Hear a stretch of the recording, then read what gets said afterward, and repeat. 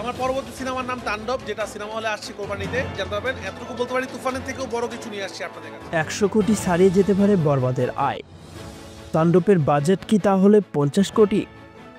এখন পর্যন্ত ঢাকায় সিনেমার সর্বোচ্চ আয়ের রেকর্ড দখলে রেখেছেন মেগাস্টার শাকিব খান। গত ঈদেই রায়হান রাফি নির্মিত তুফান সিনেমার গ্রস কালেকশন ছিল 56 কোটি টাকা। নিজের রেকর্ড এবার নিজেই যেন ভাঙতে চলেছেন শাকিব।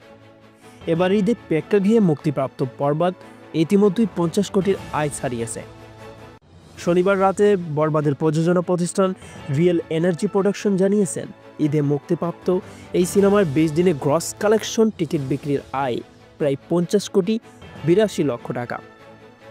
এর আগে প্রযোজনা প্রতিষ্ঠানটি জানিয়েছিল, মুক্তির প্রথম 7 দিনে বরবাদের গ্রস কালেকশন ছিল 27 কোটি 43 লক্ষ টাকা।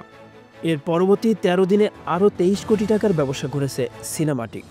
যদিও বাংলাদেশে কোনো বক্স অফিস কালেকশন নেই, তবুও সিঙ্গেল স্ক্রিনে কত আয় হয়েছে সেটা সঠিকভাবে তুলে ধরা যায় না।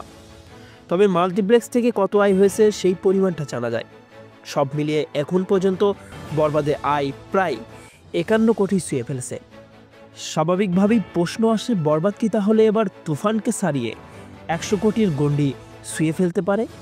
আপাতত শাকিবের এই সিনেমা নিয়ে তেমনটা প্রত্যাশা করলেও দিবা স্বপ্নের মতো কিছুই হবে না সেটা বলে দেওয়া যেতে পারে, কারণ সম্প্রতি আন্তর্জাতিক পর্যায়ে মুক্তি পেয়েছে বরবাদ। সিনেমাটি অস্ট্রেলিয়া, যুক্তরাজ্য, মধ্যপ্রাচ্য সহ বিভিন্ন দেশে চলছে। প্রযোজকরা আশা করছেন সেখান থেকেও সিনেমার আয় 10 থেকে 15 কোটির মতো থাকতে পারে। এছাড়াও ঈদুল আজহা পর্যন্ত মাল্টিপ্লেক্স সিঙ্গেল স্ক্রিনে বরবাদ ঝড় অব্যাহত থাকবে। সেদিক থেকেও এই সিনেমা আয়ের ঝুলিতে আরও 20 থেকে 30 কোটি যোগ হতে পারে। সব কিছু মিলিয়ে বরবাদের আয় শেষ পর্যন্ত কোথায় গিয়ে ঠেকে সেটাই এখন দেখার বিষয়।